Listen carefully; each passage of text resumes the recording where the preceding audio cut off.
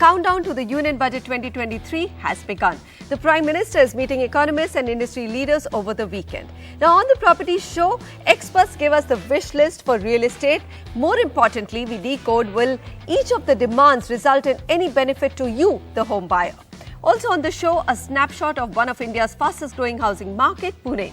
Will the buying momentum continue, considering EMIs have risen 5 times in 2022? Now let's dive into our top discussion on budget expectations. Joining me is Sanjay Dutt, MD and CEO of TATA Housing, Anshul Jain, Managing Director, India and Southeast Asia, Cushman and Wakefield, Sunil Rohakale, MD and CEO of ASK Group. Now, 3 heavyweights to weigh in on our simple questions. What can the Finance Minister do to make homes more affordable in 2023? Gentlemen, let me take a few of the big demands which are, there on everyone's wish list and break it down for our audience on what the impact of it can be. And I'm going to start with one which can have immediate impact and has been the industry's clamor for many years to come. And that is to increase the deduction available on home loan interest under Section 24 to rupees 5 lakhs from rupees 2 lakhs. Sanjay Dutt, this is one demand. Looking at the fact that 5 times EMIs have risen in 2022 alone, do you think this can cushion the blow? One thing which can come through in the budget? Manisha, definitely there's a very strong probability. I don't know whether it will be 5 lakh, but there is a merit to take it up from 2 lakhs to 3 to 4 lakhs minimum. Okay. So, all right. Why just 3 lakhs? Would you, Sunil, agree that maybe 5 is not an unreasonable demand, considering that this hasn't changed for more than a decade, this number? So my sense is that that 2 to 5 we have been discussing for quite long, and the finance ministers have refrained from taking the bold step on that side. But they have done a CLSS, which stopped last year. So if you do CLSS, which is a first-time home buyer, and give him a credit-linked incentive plan to buy a home and increase the home ownership, I think we serve the same purpose. So either CLSS or 2 to 5 lakhs, either of them is required for the growth of the affordable housing. So 2 to 5 lakh will not just cover, under 45 lakh homes, but also expand to cover everyone. The current price band of CLSS is applicable to 45 lakh for a property. And I think there is also demand, Anshul Jain, that, affordable housing should be considered to be at least 75 lakh. And not just limited to 45 lakhs, particularly in metropolitan cities where delivering houses below 50 lakhs is really difficult, looking at high cost of construction and land. What's your view on it? Well, absolutely. I think it's a no-brainer in my mind. You look at how the urban villages have actually morphed in most of the cities, right, where people obviously who can't afford proper housing then go into these urban villages and live in a lot of unauthorized construction. So there's not only a kind of commercial sense to it, but there's a social element to it to move people into proper homes. And that will only happen if the overall limit actually improves, so that the pressure on the lowest level is less, and people who can afford up to about 50 lakh, 60 lakh, 70 lakh rupees get that benefit. There's no question about that. Okay. You need to be in step with the inflation and the cost in metropolitan cities. Sanjay, the average income of this country is, average household income in this country is 23,000 rupees. So really, can people afford, people in the EWS category even afford something like a 75 lakh rupee home? Or do you think something like reintroducing Section 80 IBA, all of those for affordable housing projects might help in what Anshul is saying, that, have more affordable housing supply in India? Manisha, that solution is a tough one. I don't think this will happen in a short period of time. This will really require a very structured program to really make this work. And so far, we've not been able to do it. I think what can happen and make a difference is if you reduce the capital gain on second home, third home, and allow the rental market more privately developed and make these homes available at much lower rentals. And the second way to approach it is to improve the infrastructure, which the government is doing already, and improve the infrastructure at such a large scale in the city and not just highways. that commuting is less of a burden, and therefore you unlock supply on the outer periphery and bring the overall rate of real estate down and manage. So these two approach may help. Okay, so infrastructure, I think we are expecting a big thrust, but there is also, Sunil, a question of, 4 lakh homes stuck. Look at what happened with JP, right? In that case, you had a resolution process, but you've not been able to so far even resolve it for home buyers who've been stuck. Any views there? I know it may not be immediately in the budget, but what can be done on that front to make sure that, we keep homes a little affordable by trying to increase tax breaks and also, probably reducing capital gains, but more importantly, at least give existing home buyers their homes? No, I think, Manisha, you touched a very, very important topic, because real estate industry has an ecosystem of customers, developer, lender, and an investor. The industry can only grow when all four have an optimistic view and has a confidence in the industry. Today, the lenders and investors have really been shaken, because the process of IBC, the way it has been panning out since it is rolled out, barring those large few corporate IBC cases got resolved and we celebrated as a country, meaningfully, the 270-day timeline is completely haywire. And I don't think there is a meaningful progress has happened on the real estate resolutions as far as IBC is concerned. So I clearly feel the real estate as a sector, which actually integral to the economy, because it has created a lot of formal, informal jobs, is the second largest employer. We have to gain the confidence back of the lenders and the investors. That's number one. Number two, if you see, Manisha, we came out with a fund called Swami Fund. Yes. When we started Swami Fund discussion, the opportunity of a stuck project was 55,000 crore. So we needed 55,000 crore. What we got in reality is 15,000 crore. We had 4.5 lakh number of units were stuck.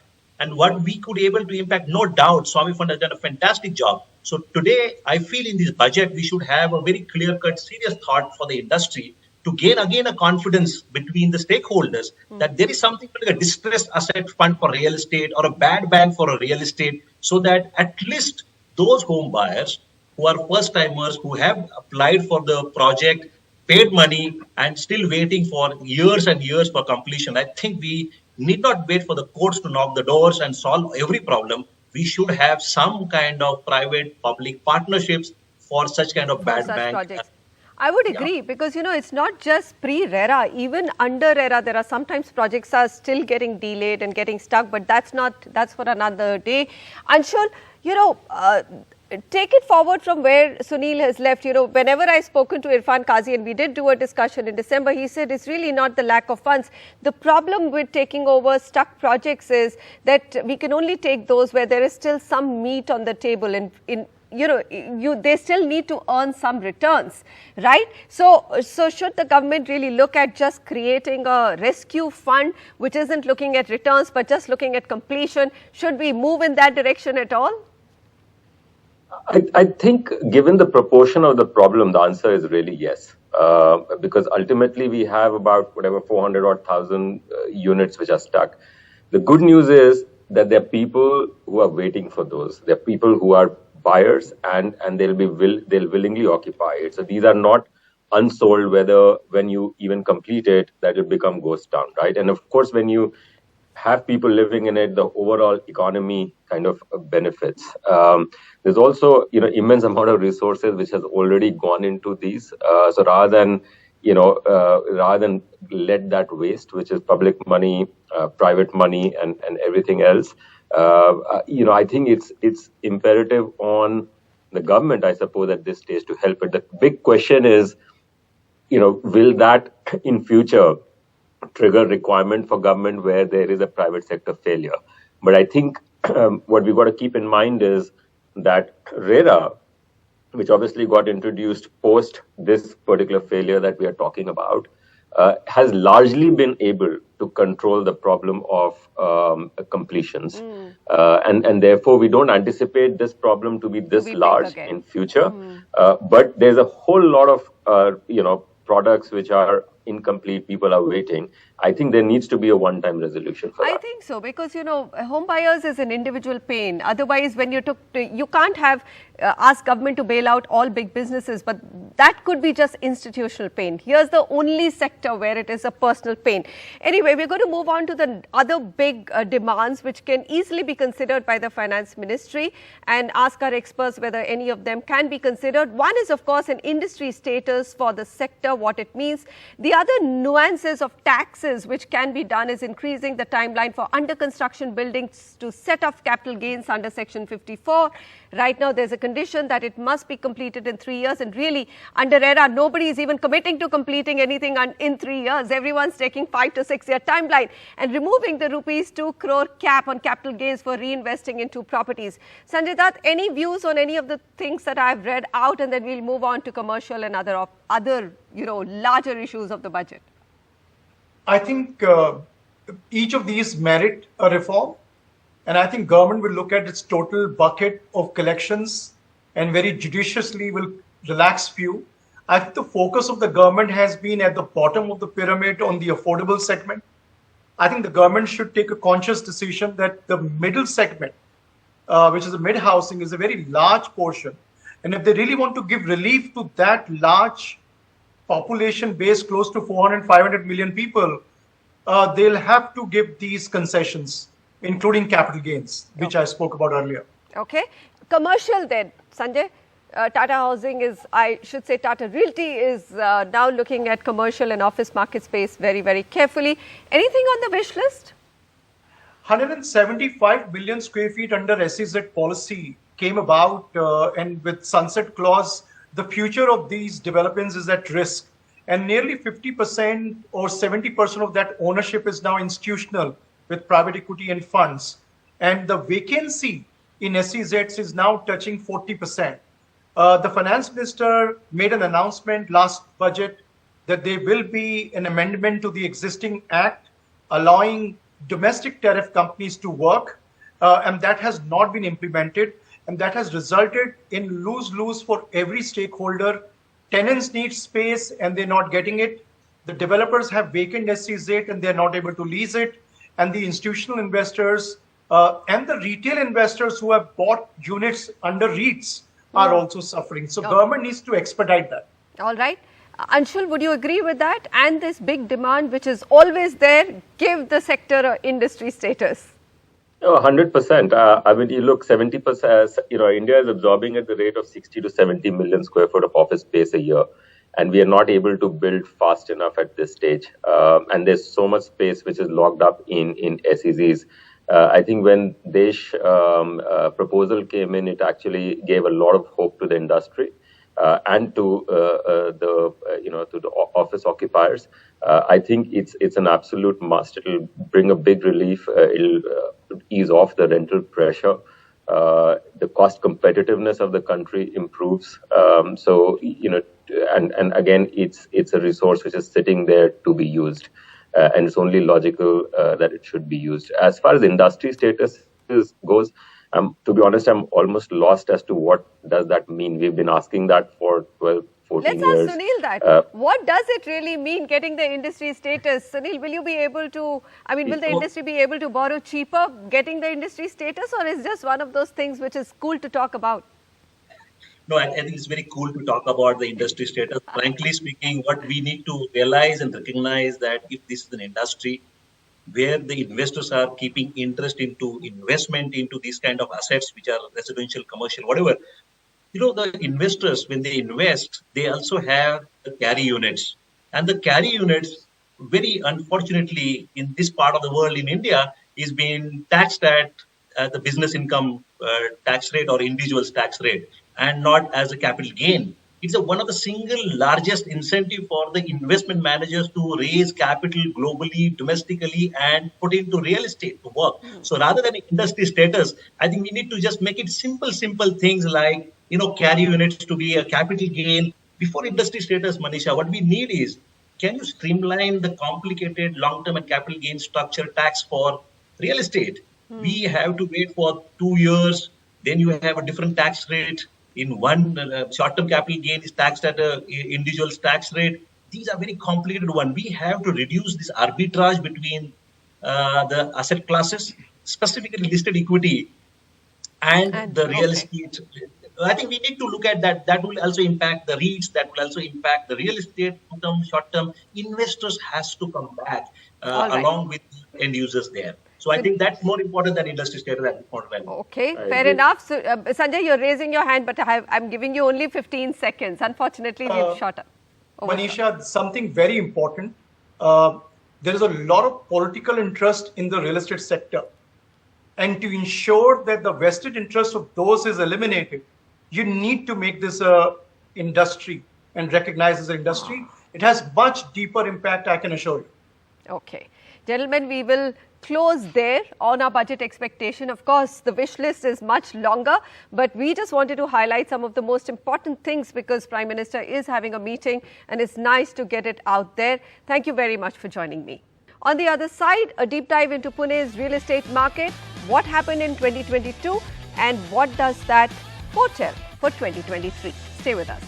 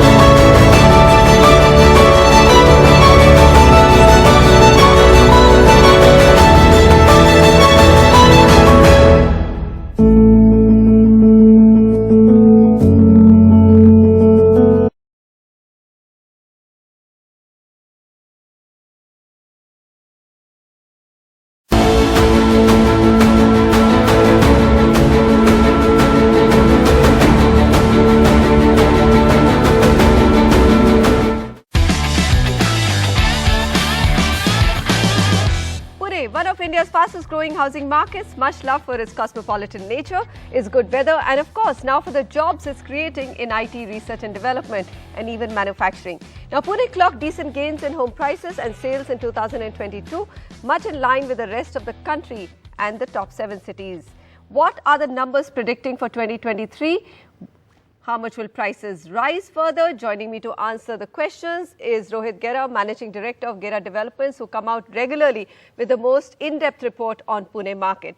So I'm going to ask you, I'm looking at the price rise and saying, all right, so prices did go up by 10 to 11% on an average in 2022, but they're still only 8% up from 2015. So, Rohit, they went down and then now they've recovered, isn't it? It's still an inexpensive market, would you classify?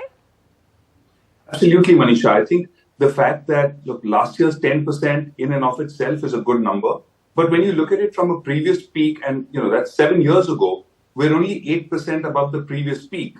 I think that there's a lot of headroom for the market to go up. There's potential for the market to go up. Developers have been absorbing price rises on the cost side for a long time. Affordability looks really strong. So barring some of the other global risks and headwinds that we see, I think there is a potential for further rise in prices in this year as well. Rohit, we are still talking about the fact that, EMIs have gone up 5 times in 1 year. Affordability has dipped by 3.5%. Your report mentions that. Do you still believe, because at least in NCR, I'm beginning to see that euphoria of buying already starting to taper off? So you're absolutely right, Manisha. But if you look at 2015, our interest rates then are about what we are at now, right? And you look at over a 5 or 7 year period, and you should look at real estate over a longer term. If prices have only gone up 8%, salaries in the same period, even if you look at just inflation, right, would be at about 50 or 60% gains just on the income levels of people over the same duration. So when you look at affordability, it's about the increase in salaries, it's about the increase in the cost, and it's about the change in the interest rate. So yes, I agree that interest rates have indeed moved up, and that does dent the affordability. But at the same time, when you look at, you have to correlate that with the increases in salaries. Now, we've seen that there has been a fair amount of pay hikes as far as the IT professionals who are the primary buyers of these homes. So in terms of salary increases, I think that's what negates, or that's what covers up the losses on account of interest rate rises. Okay, so far you're saying that at least they're not out of control. People still should be able to find buying homes in Pune affordable. You mentioned, your report mentions a very important point. It says new unified development control norms, which are actually going to allow a lot more development to come up. So will that not keep prices more modest as well, or price rises more modest? Yes, absolutely. Yes, absolutely. One of the factors that keeps prices in check and control is the quantum of supply, right? So certainly the Unified Development Control rules, which have been made applicable for the Pune Municipal Corporation and the Pimpri-Chinchwad Corporation areas, there is already a greater potential which we've seen there. The PMRDA region, which has the largest land area under its jurisdiction, once the UDCPR comes in there, I think certainly there is a much greater potential. But I think, developers are also being cautious in terms of their launches. The phases are becoming smaller. So it's not that people are just blindly going out and launching projects. So I do think that, and look, as density goes up, the buildings become larger, the buildings become taller, the cost of construction goes up. Therefore, the exposure and the risk of developers increases, and therefore they reduce the phases are therefore being planned accordingly. So yes, the potential certainly rises, but that doesn't necessarily mean that inventory will automatically rise because potential rises. So give us a snapshot of 3 key highlights, and what sort of price increase do you think people should be ready for in 2023 in Pune from good developers? Okay, look, so I think making predictions is not something, can the prices rise? Yes. If looking at purely real estate, I think there's another 5, 8, 10% price rises. But at the same time, we are seeing global headwinds. The biggest risk, as far as I'm concerned, isn't so much the interest rates, which I think are peaking, or there may be one more rise, and then the interest rates don't seem like they'll rise too much more. But I think the bigger risk is on job security. What we are seeing in terms of the news as far as layoffs in the US, if that doesn't trickle down into India in any meaningful way and sentiment continues to be positive, I think, an 8-10% increase is imminently possible. But, but in case job security is at risk, then I think things slow down and things go in the opposite direction. Sales will slow down. You have an oversupply kind of risk. So I think that's where the big joker in the pack is really that. Really, how the global economy will pan out and IT sector will hold up or not. Rohit Gera, thank you very much. I think it's job security. Thank you. We'll have to wrap out there. We're keeping our fingers crossed that India will be an outlier and we will do much better, even, when global headwinds, or if globally there is a recession, I think we will survive and do better. On that note, I'm going to wrap out of this discussion. Thanks a lot for joining me, and to all of you for watching this show. Goodbye.